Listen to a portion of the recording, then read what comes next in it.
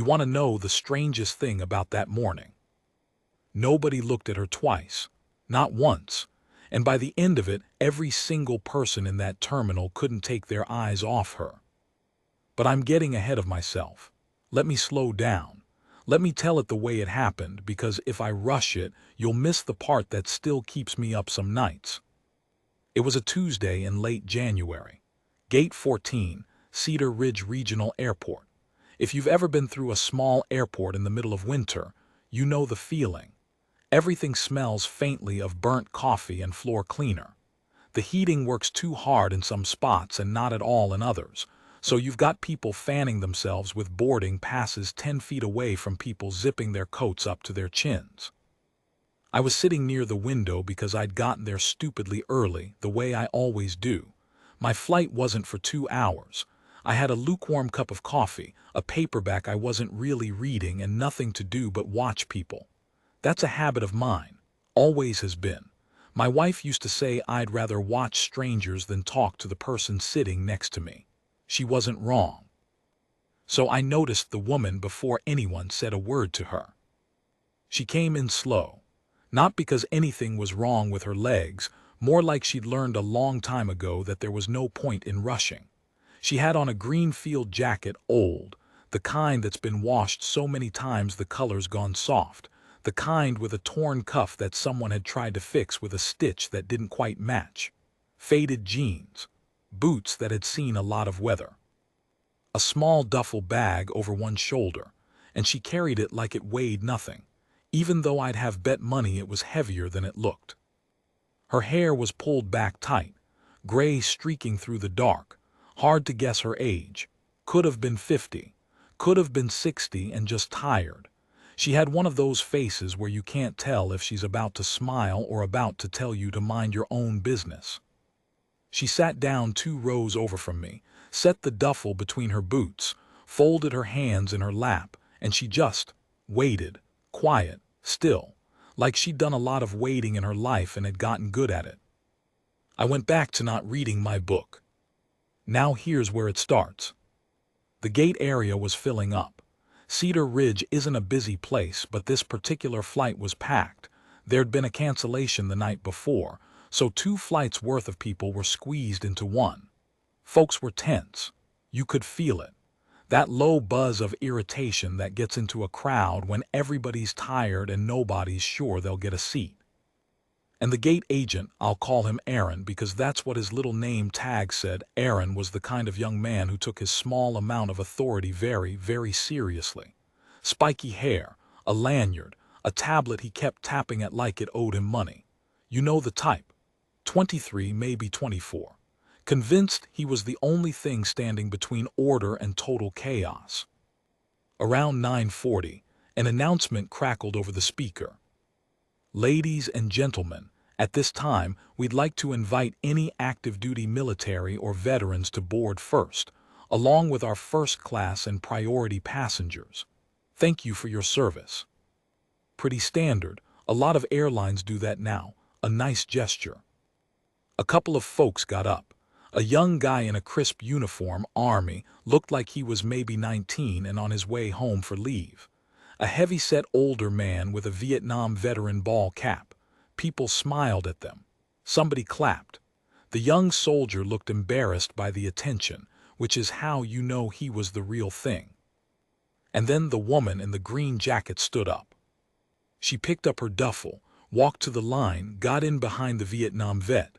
Calm, quiet, like it was nothing. I didn't think anything of it. Why would I? But Aaron noticed. I watched his face do a thing. A little flicker. A little frown. He looked her up and down, the worn jacket, the boots, the duffel that had clearly been around the world a few times, and something in him decided. He let the young soldier through, scanned his pass. Thank you for your service, man. Big smile. He let the Vietnam vet through. Thank you, sir, appreciate you. Another smile. Then the woman stepped up and held out her phone with the boarding pass on it. And Aaron didn't scan it. He looked at her and said, "Ma'am, this boarding group is for military and veterans." She said, "I know." Just that, I know, real even. He kind of laughed. Not a mean laugh exactly. Worse than mean. The kind of laugh people use when they've already decided you're confused and they're being patient about it. Right, but this is for veterans, active or retired military. Do you have like a military ID? Or are you maybe traveling with someone who served? The line behind her had gone quiet. You know how a crowd gets quiet. It's not all at once. It's like a wave. The people right behind her heard it first and stopped talking, and then the quiet moved backward through the line, person by person, until the whole gate was listening and pretending not to. The woman didn't get loud. That's the thing I keep coming back to. She didn't get loud at all. She said, "I served." And Aaron, God help him, Aaron tilted his head and said, "Okay, in what branch?" Now, I want you to understand something. There were maybe 60 people standing in and around that gate, and I'd put money on the fact that not one of them would have asked that question. Not like that. Not in that tone. Because there's a way to ask somebody to confirm something. And then there's a way to ask that already tells them you don't believe a word coming out of their mouth. He used the second way. The woman looked at him for a second, long second, and then she said real quiet, "Does it matter?" "It does actually," Aaron said, and now he was warming up. Now he had an audience and he could feel it. "Because we get this a lot, okay? People here bored early and they figure they'll just slide in. And it's not fair to the people who actually earned it. So." He held out his hand for her phone again, but in a way that meant he wasn't going to scan it. "If you can't show me something." "I don't carry it," she said.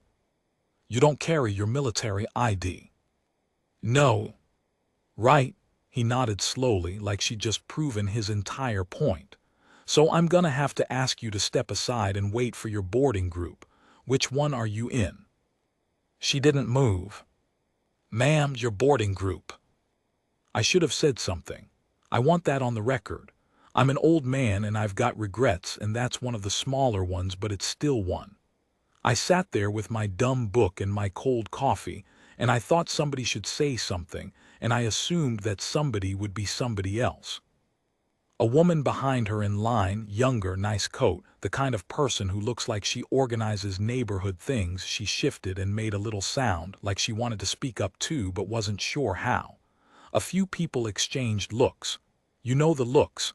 Is this really happening? But nobody stepped in. Nobody ever wants to be the one.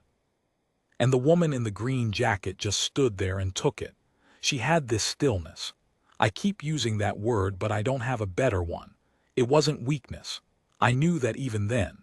It was the stillness of somebody who has been in much, much worse rooms than this one, and who has learned that the loudest person in the room is almost never the strongest. She started to turn, to step aside, to go wait like he told her to. Her shoulders went down maybe half an inch. Not defeated, just done. Like she'd done this math before and the answer was always the same and it wasn't worth the fight. And as she turned, her sleeve rode up. Just a little, just on the right forearm. The torn cuff slid back maybe 3 inches. And there it was. I didn't get a good look. I was too far. All I saw was ink, dark, faded, old, some kind of design. A bird, maybe, letters under it, numbers. The way good tattoos look after 20 years on skin that's been in the sun. I didn't know what it was. It meant nothing to me. But somebody across the gate did know. Somebody had been standing off to the side this whole time, near the window by the other row of seats.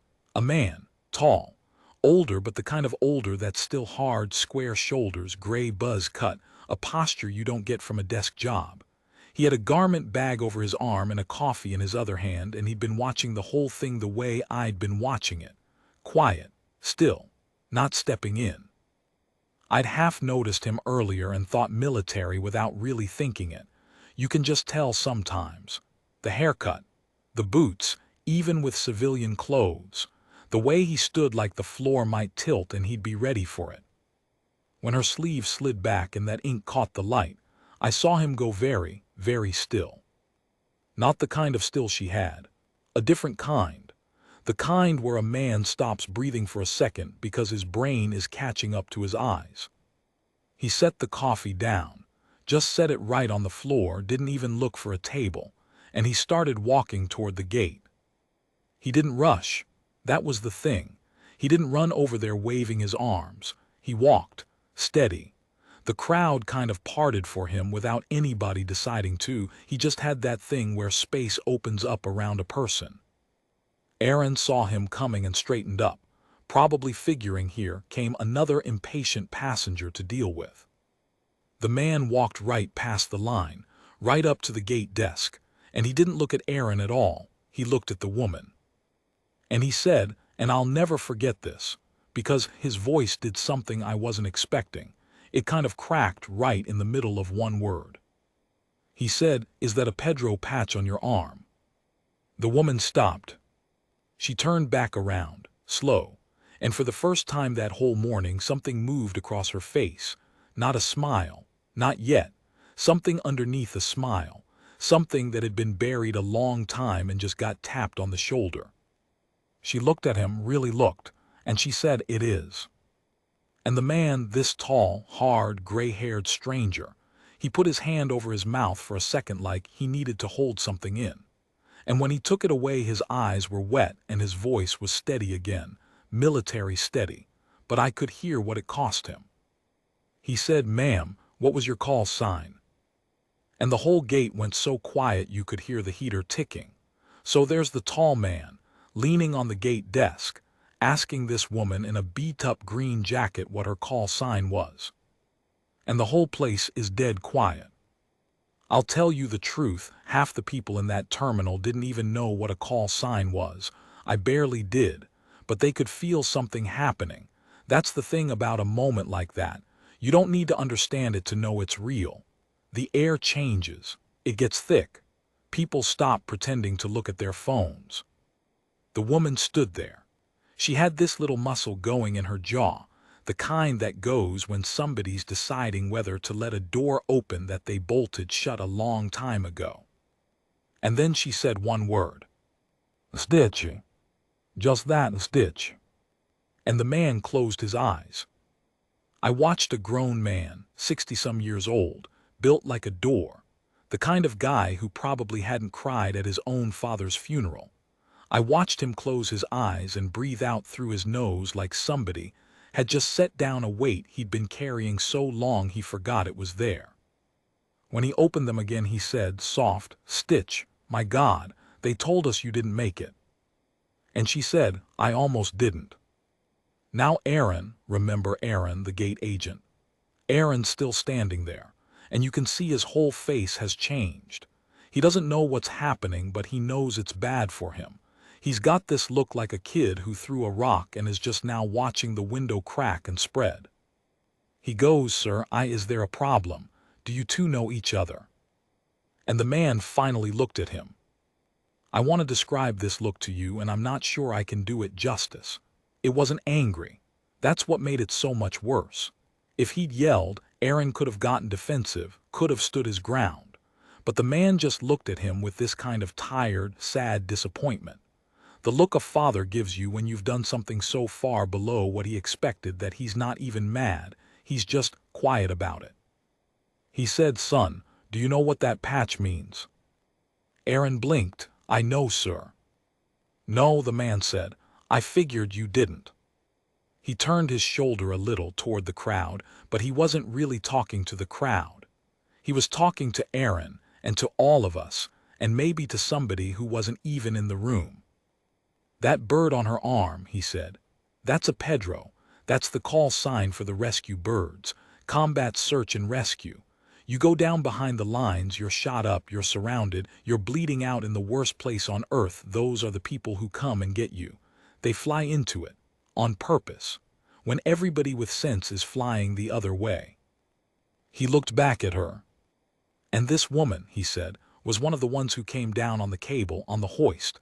The medic who rides the wire down into the fire to get you. Pararescue. PJs, we called them. You don't," his voice caught again. He pushed through it. "You don't put that on your arm unless you earned it. You can't fake that. The men and women who know what it means would know in 2 seconds. And the ones who don't know." He stopped, looked at Aaron. The ones who don't know, he said, should ask, politely, before they decide somebody doesn't belong. You could have heard a pin drop. You really could have. Somewhere down the terminal, an announcement was paging a passenger to some other gate, and it sounded like it was coming from another planet. The woman, Stitch, she was looking at the floor now. Not embarrassed exactly. More like she didn't know what to do with all the attention. She'd spent this whole time being invisible, and now she was the most visible person in the building, and you could tell she liked the first thing a lot more than the second. She said quiet to the man, "I'm sorry, I know you. And here's where I got the chills. I'm getting them now just telling you." The man set down his garment bag, pulled up his own sleeve, right forearm same as hers, and there was a scar there. Long, old, the puckered, shiny kind that a bad wound leaves when somebody good sews it shut in a hurry under bad conditions. He said, October 2004. Convoy hit an IED outside a little nothing town, and then they hit us with everything they had left. I had shrapnel in my leg and my arm was opened up to the bone, and I was lying in a ditch full of mud thinking, well, that's it, that's the end of the story. He was looking at her the whole time. And then a bird came over the ridge, he said, when there was no reason a bird should have come. The fire was too heavy. Command had every right to call it off and nobody would have blamed them. But it came anyway. And somebody came down on the cable into all of it, and got a tourniquet on my arm and got me on the hoist. His voice was barely there now. I never saw your face right. You had the helmet, the goggles, all of it, but I heard your voice in my ear the whole way up. You kept saying my name. You kept telling me I wasn't allowed to quit. You said, and he laughed, this wet, broken little laugh, you said, I didn't fly all the way out here to bring back a quitter, Marine. She was staring at him now. And I thought you were a man, he said. All these years, 20 years I've been telling that story, and I always said the PJ who came down for me because I never knew. He shook his head. It was you, Stitch. It was you. The woman's hand came up to her mouth. Same gesture he'd made earlier. Funny how that works. She said, Whitfield. And he kind of laughed and choked at the same time. You remember my name. You don't forget the bad ones, she said. And you were a bad one. We almost lost you twice on the way up. Your pressure dropped off the bottom of the cuff. She shook her head slow. I thought you died. They told me when I came back after, they told me 3 of my recoveries didn't make it. I always counted you in the 3. I'm the one that didn't, he said. I'm right here. And then this man, Colonel Ray Whitfield, United States Marine Corps, I'd learn his full name later. He came around the side of the gate desk, and he didn't shake her hand. He saluted her. You have to understand what that is. I didn't, not fully, until somebody explained it to me later. The rank thing, he outranked her by a lot, a colonel to whatever she'd been. And officers don't generally salute enlisted folks.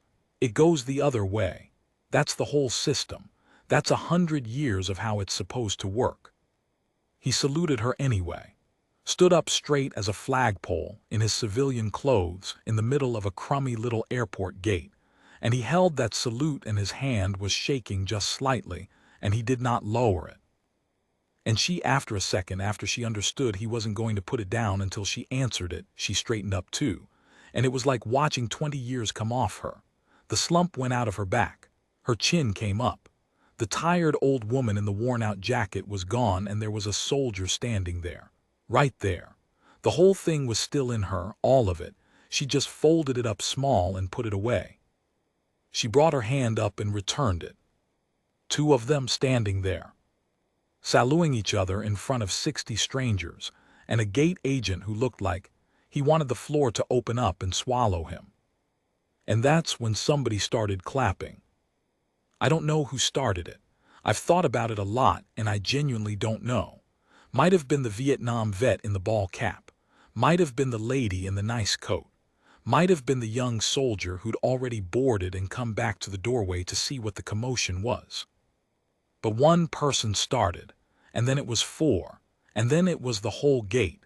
And then it was the people at the gate next to ours who didn't even know what they were clapping for. They just heard it and joined in the way people do. And Stitch, she dropped the salute and her face just crumpled. Not crying loud. She wasn't that kind. Just her eyes filling and her mouth going tight and her hand coming up to wave the noise off. Stop, stop. It's too much, please stop. But it didn't stop. It got louder. I looked over at Aaron during all of it.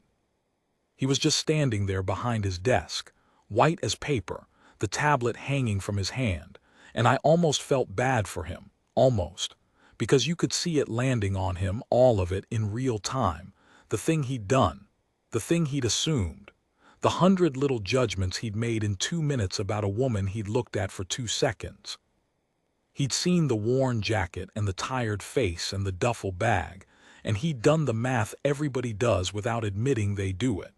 And the math had told him this person is not important. This person does not belong. This person is trying to get something she didn't earn. And the math had been so wrong, it was almost holy how wrong it was. He opened his mouth, closed it, didn't have anything. What do you even say? Colonel Whitfield turned to him. The clapping was dying down now, and everybody kind of leaned in because we all wanted to see what the man was going to do to this kid. But he didn't tear into him. I think a smaller man would have. I think I would have if I'd had the standing. He just said, quiet enough that it was mostly between them, but I was close enough to catch it. You didn't know? That's all right. Nobody knows everything. He let that sit a second. But here's the thing you're gonna carry out of here today, son. You're gonna meet 100 people who don't look like much. Tired people, poor people, people in old coats who don't make a fuss. And you are never, ever going to know what any one of them did before they walked up to your desk. He nodded at Stitch.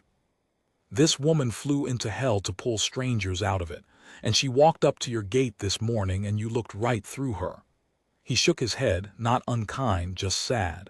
Don't do that again. Not to her, not to anybody. You hear me? And Aaron, God bless him, he didn't make excuses, which is the only thing that saved him in my memory. Aaron just nodded and said, real small, yes, sir, I hear you. And then he turned to Stitch and his voice broke a little and he said, ma'am, I am so sorry. I had no right, I'm sorry. And she looked at him for a long moment. And then she did the thing that told me everything I needed to know about who she really was. So Aaron's standing there, this kid, this gate agent, and he's just apologized about as honestly as a person can apologize. No excuses. No, I was just doing my job. Just I'm sorry I had no right. And everybody's waiting to see what Stitch does with that. I'll be honest, part of me wanted her to let him have it. There's a little ugly thing in all of us that wants to watch somebody get what's coming. He'd embarrassed her in front of 60 people. He'd looked at a woman who'd flown into gunfire to drag strangers out and decided she was a freeloader. A little payback would have felt good. We all would have cheered. But she didn't do that. She looked at him for a long second, and then she stepped up to the desk closer, not threatening, just close, and she said, quiet enough that he had to lean in. What's your name, son? Aaron, ma'am. Aaron, she nodded slow. How old are you? 23. 23, something moved across her face. I had a kid in my unit who was 23, good kid, cocky as hell, thought he knew everything. A little smile, the saddest kind. You remind me of him a little. Aaron didn't know what to say to that. Here's the thing, Aaron, she set her hand flat on the desk. You weren't wrong to check, you really weren't. People do try to cut the line, happens all the time. Checking's your job and there's no shame in it. She paused. It was the how you'd already decided. Before I opened my mouth, you'd looked at my coat and my bag and you'd written the whole story, and I wasn't in it. He swallowed. Yes, ma'am. That's the part to fix, she said. Not the checking, the deciding. And then, and this is the part that got me, she reached out and patted the back of his hand, twice, like a grandmother, like he was the one who needed comforting. You're gonna be all right, kid. You learned it cheap. Most people pay a lot more than one bad morning for a lesson like this. And that was it. That was the whole reckoning. No yelling, no demanding to see a manager. She let him off the hook, but she did it in a way he'd remember for the rest of his life. I'd bet anything that kid still thinks about her. I'd bet he tells the story at dinner. I'd bet he's a better man for it. That's a kind of power most people never learn. The power of not using the power you've got. Colonel Whitfield was watching all this with his arms folded and this look on his face, proud almost. Like, yeah, that's her. That's exactly her. He said, "You haven't changed a bit, Stitch." "I've changed plenty," she said. "Not the part that matters." She didn't answer that. By now the gate had relaxed a little. The boarding had stalled out. Aaron clearly wasn't scanning anybody until this was resolved, and people had drifted in closer. Not crowding, just close. The way people gather around a fire. The lady in the nice coat. The Vietnam vet. A young mother holding a toddler on her hip who'd stopped trying to keep him quiet because even he'd gone still. The young soldier in the doorway. And somebody, the vet in the ball cap I think, said, "Where'd you serve, ma'am? If you don't mind me asking." And she looked at him, and I think because he was one of them, because he had the cap and the eyes, she answered. She wouldn't have answered me, but she answered him. She said Air Force mostly, pararescue support. Then I cross-trained. Spent a lot of time strapped to a cable hanging out the side of a helicopter over places I'm not allowed to name on the company clock. A little dry smile. Iraq, Afghanistan, a couple places that aren't on any map you'd find. "How'd you get the name?" the vet asked. "Stitch." And she went quiet. And Whitfield very gently said, "You don't have to." And she said, "No, it's all right." She looked around at all of us, at all these strangers in this ugly little airport. It's been a long time since anybody asked. So she told it. And I'm going to tell it to you the way she told it, as close as I can remember, because I've never forgotten a word. "It was my second tour," she said. "I was young, younger than I should have been for what they had me doing. There was this op, doesn't matter where, and a bird went down. Not enemy fire, mechanical. Dust storm came up out of nowhere, fouled the engine, and they put it down hard in the worst possible spot. Middle of bad country, no cover, 6 souls on board." She had her eyes somewhere else now, 20 years away. "We got the call, my team. And the weather was still rolling and command was going back and forth. Do we go? Do we wait for it to clear?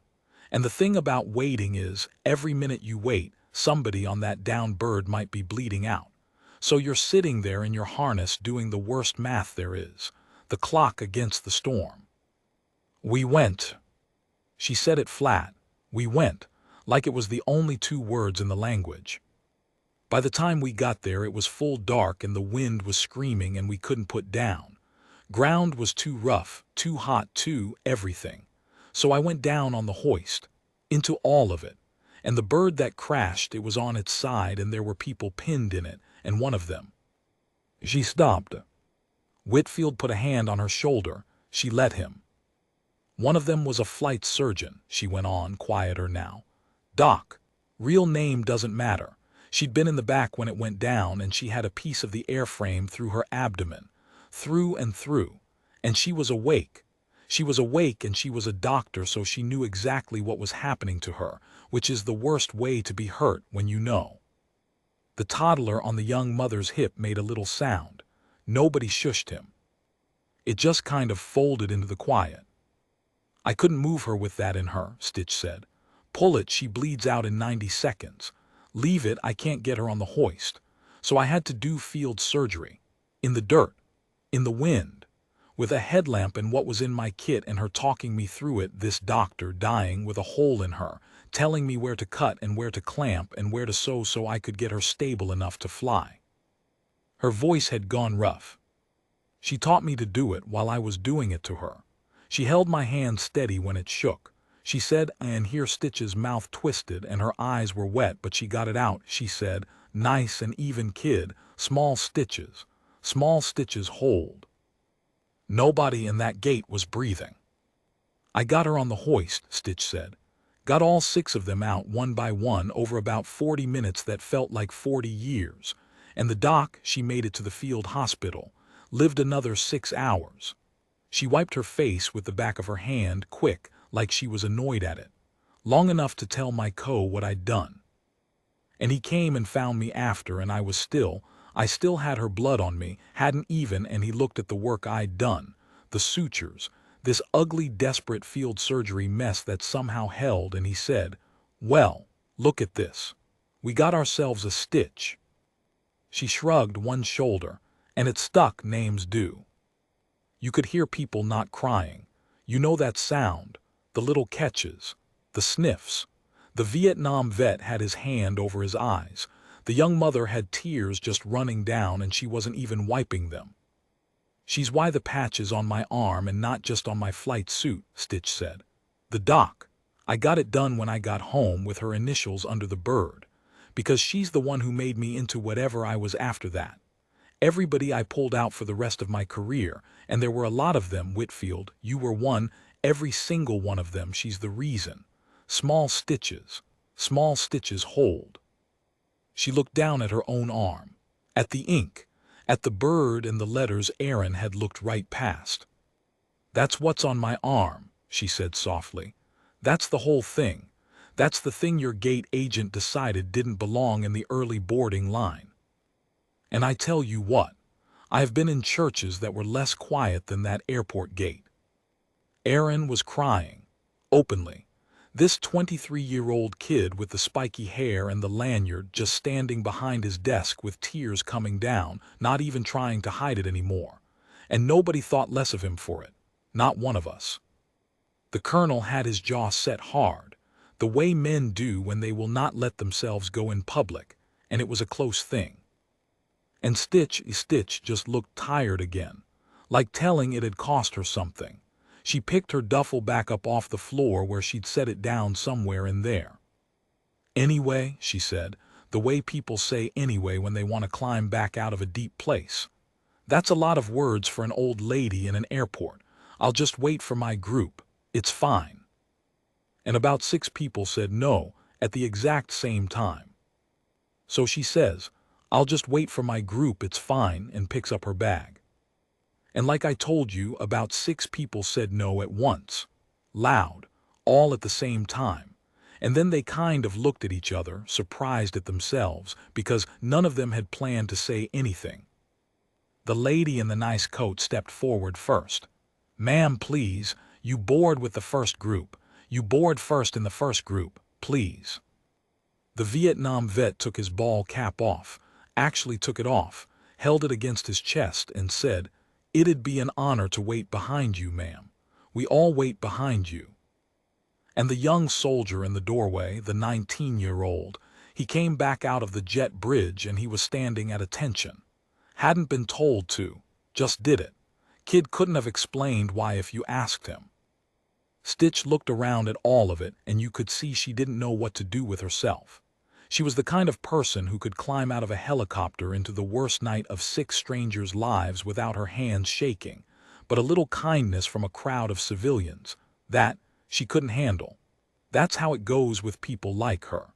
They can take anything but being taken care of. "Folks," she said, "really this isn't." And that's when Colonel Whitfield said, "Stitch, where are you headed?" She told him a city, I won't say which, far side of the country. "And what's there?" he asked. And something in how he asked it, gentle, but like a man who'd already half figured the answer, made her go quiet. "My sister's," she said finally. "For a visit." A pause, too long a pause. "To stay a while," she said, "for now." Now, I'd been watching her this whole time like I told you I do. And there were things I'd noticed and filed away without putting together. The duffel that was just a little too full for a weekend trip and just a little too small for a real move. The way she'd held on to it the whole time, set it between her boots, never let it more than a foot from her body. The way a person holds a bag when it isn't a bag, when it's everything they've got. The way she said for now. And I watched Colonel Whitfield put it together too, and I watched his face change. "Stitch," he said, real careful, "where have you been living?" She didn't answer right away. "I had a place," she said, Up north, had it 12 years. She shrugged that one shoulder thing. Lost it. Long story, boring story, same story as a lot of folks. The VA stuff got tangled up and the disability came and went and came back wrong, and there was a stretch where the checks just stopped. For 8 months. Nobody could tell me why. And 8 months is a long time when you're already living close to the line. She said it so plain, so matter of fact, like she was reading a weather report. By the time they sorted it out, I was already behind, and you don't catch up, you just don't. So, she patted the duffel. Decided to go stay with my sister till I get back on my feet. She's got a pull-out couch. It's fine. I've slept in a lot worse than a pull-out couch. She smiled when she said it. That was the worst part. She smiled. I want you to sit with that for a second. The way we all had to sit with it standing there in that gate. This woman flew into firefights to pull strangers off the ground. She did field surgery in a sandstorm with a dying doctor coaching her through it. There's a man standing right there, a Marine colonel who is alive, who got to come home, who got to have a whole life, kids probably, grandkids maybe, because she came down on a cable when command had every right to call it off. And she lost her home. Over a paperwork glitch. Over 8 months of checks that stopped for no reason anybody could name. And she'd packed her entire life into one duffel bag and gotten in line for a flight to go sleep on her sister's couch. And a 23-year-old kid had looked at that bag and that coat and decided she was trying to steal something she hadn't earned. The cruelty of it. Not Aaron's, that was just ignorance and she'd already forgiven it. The bigger cruelty. The arithmetic of how we treat people. How a person can give everything and end up with one bag. Nobody said anything for a moment. What is there to say? And then Colonel Whitfield did the thing. He didn't make a speech. I keep telling you that about him. The man understood that the loudest version of a thing is almost never the strongest one. He just turned to the crowd and he said, plain. I'm going to take care of her ticket situation. Don't anybody worry about that, but I need a favor from this gate. He looked at Aaron. Son, what have you got open up front? Aaron, and you could tell this kid wanted to do something, anything, to fix what he'd done. Aaron was already typing. There's a first-class seat open, sir. 2A window. Put her in it. Already done, sir. It's done. There's no charge. I'll handle it. I'll handle whatever I have to handle. His voice cracked again. Please let me handle it. And Whitfield nodded at him, and it was a different nod than before. The first nod had been you let me down. This one was there you go. Now you're getting it. But here's the thing, the crowd wasn't done. The lady in the nice coat turned out she ran some kind of small business. I never got the details. She stepped up to the desk and she said, I want to give her my miles. Whatever I've got. Can you do that? Move my miles to her account. The Vietnam vet was already pulling out his wallet, and Stitch saw it and said, Don't you dare, so sharp that he froze, and then she softened it. Brother, don't. I mean it. I'm not taking cash from a vet on a fixed income. I'll walk to my sister's first. But the lady's idea had started something. People were murmuring, pulling out phones. The young mother with the toddler was saying she didn't have much, but she had some miles. The young soldier was trying to figure out if he could give her his seat upgrade for the leg after this one. And Stitch stood in the middle of all of it with her hand over her mouth, shaking her head, just overwhelmed. This woman who'd never been overwhelmed by anything in her life. Stop, she said, but there was no force in it. Please, you don't have to. And the Vietnam vet, who'd put his wallet away when she told him to, said the thing that undid her completely. He said, Ma'am, with respect, you spent your whole life refusing to let people stay where they fell. He put his cap back on. Let somebody come down on the cable for you this time. And that broke her. Not loud. She still wasn't loud, not even then. But she put her face down into her free hand and her shoulders went, just once, this big silent heave, and the colonel stepped in close and put his arm around her and she let him. She actually let him, and the whole gate just kind of held her, without touching her. You know what I mean. The whole room held her. And I'm an old man and I'd sat there at the start doing nothing, telling myself somebody else would speak up. And I'll tell you the truth, I was crying too by then. Sitting there with my dead cold coffee and my dumb paperback, crying like a baby in a regional airport, and so was half the gate, and not one of us was ashamed of it. When she got herself back together, and it didn't take long, people like her don't let themselves stay down. She lifted her head and wiped her face, and she looked around at everybody and she said, kind of laughing through it, "Okay, okay, you're all gonna make me miss the flight you're trying to put me on the front of."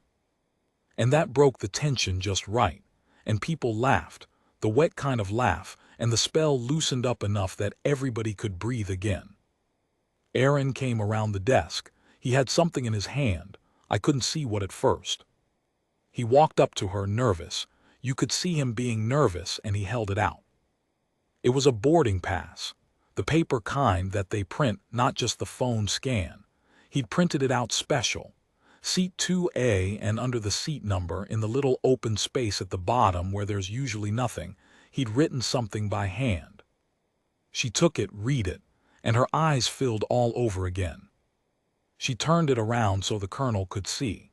So I could see, when she stepped past me toward the jet bridge a minute later. In ballpoint, in a 23-year-old's messy handwriting, it said, "Thank you for your service. I'm sorry, small stitches hold." He'd been listening. He'd heard the whole thing. And he'd given her the only thing he had to give, which was that he understood now. So she's holding this boarding pass with a kid's handwriting on the bottom of it, and her eyes are wet again, and the gate's quieted down into that warm, worn-out hush you get after everybody's cried themselves out, and there's nothing left but the good part. And Colonel Whitfield said, "Walk you on." And Stitch said, "You don't have to." And he gave her this look, kind of fond, kind of exasperated, the look you give somebody who has said you don't have to about 40 times in 20 minutes.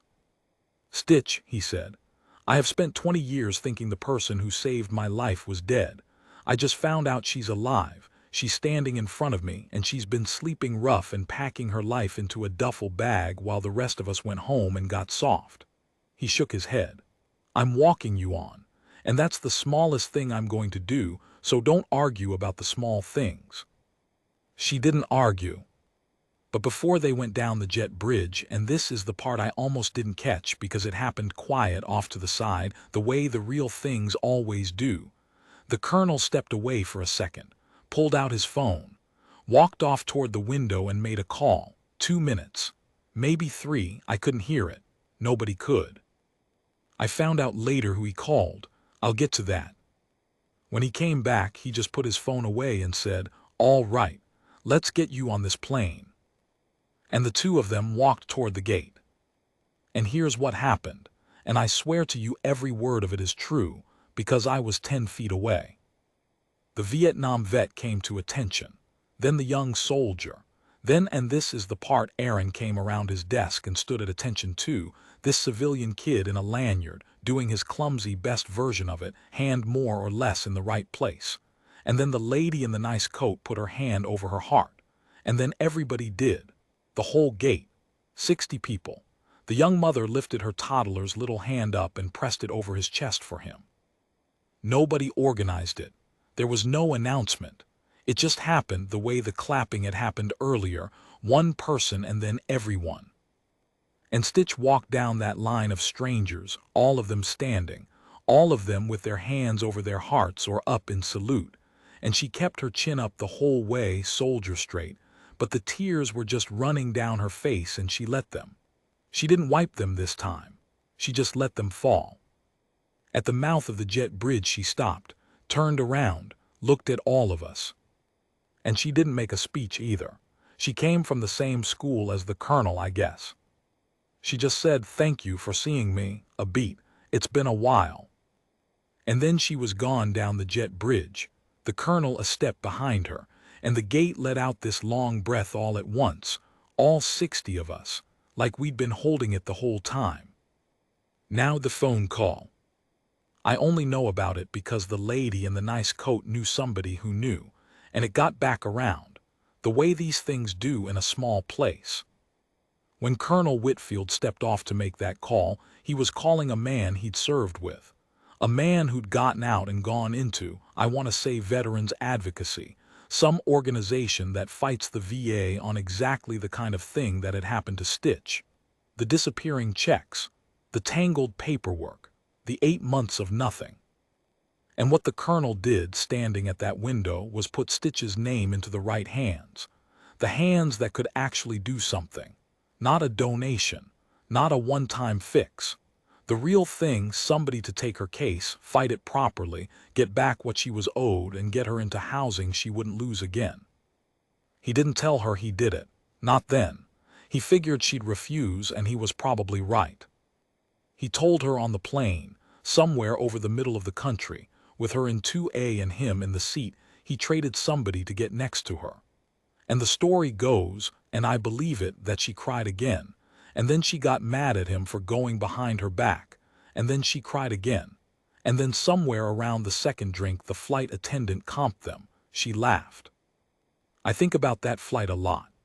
2 old soldiers, 20 years and a whole ocean of silence between them, sitting side by side in a metal tube at 35,000 feet, finally getting to finish a conversation that had started one terrible night in the dark when one of them was dying, and the other one was deciding not to let him. I hope they talked the whole way. I hope she told him everything. I hope he told her about his kids, the ones he got to have because she came down on the cable. I like to think the doc came up too. The flight surgeon. Small Stitch's hold. I like to think Stitch finally got to tell somebody who'd understand that she'd carried that woman's voice in her head for 20 years and let it make her into something good. Here's what I keep coming back to, though, the thing that won't leave me alone. When she first walked into that gate, I watched her for a solid 20 minutes before any of it happened. I'm a watcher of people. I pride myself on it. And in 20 minutes of looking right at her, you know what I saw. A tired old woman in a worn-out coat with a bag that was too full. That's it. That's all I saw. Same as Aaron. Same as everybody. The only difference between me and that gate agent is he had the bad luck to say his version out loud, and I got to keep mine quiet and pretend I was better than him. I wasn't better than him. I'd done the exact same math. I just hadn't been forced to show my work. And the whole time, there was a bird tattooed on her arm and a story under it that would have stopped any one of us cold if we'd known. There was a woman who'd done the bravest thing a person can do, done it over and over, for strangers, for free, asking nothing. And she'd folded all of it up small and quiet and sat down 2 rows over from me, and I looked right at her and saw nothing. That's the part that keeps me up. Not Aaron, me, the realizing that I do it too. That I do it every single day. That the world is full of people carrying things you'd never believe, wrapped up in coats that don't look like much, and I walk past every one of them sure I already know the whole story. So that's it. That's the thing that happened at Gate 14 on a Tuesday in late January. I never saw her again. I don't know how the case turned out, though I have to believe a Marine colonel and a veterans advocate fighting together got her what she was owed. I never even learned her real name. To me, she's just Stitch, and I think she'd have liked it that way. But I'll tell you what I took off that plane out of that gate, what I carry now. Every time I'm about to look at somebody and decide I already know who they are, the tired one, the poor one, the one in the old coat who doesn't make a fuss, I make myself stop. And I make myself remember that I cannot see what's on their arm. I cannot see what they came down on a cable to do. I cannot see the night they did field surgery in the dark with a dying woman's voice steady in their ear. I can't see any of it, none of us can. So now, when I don't know, and I never know, I try to do the one thing that costs nothing and changes everything. I treat them like they belong. Because the truth is, they almost always did. We just couldn't see the patch.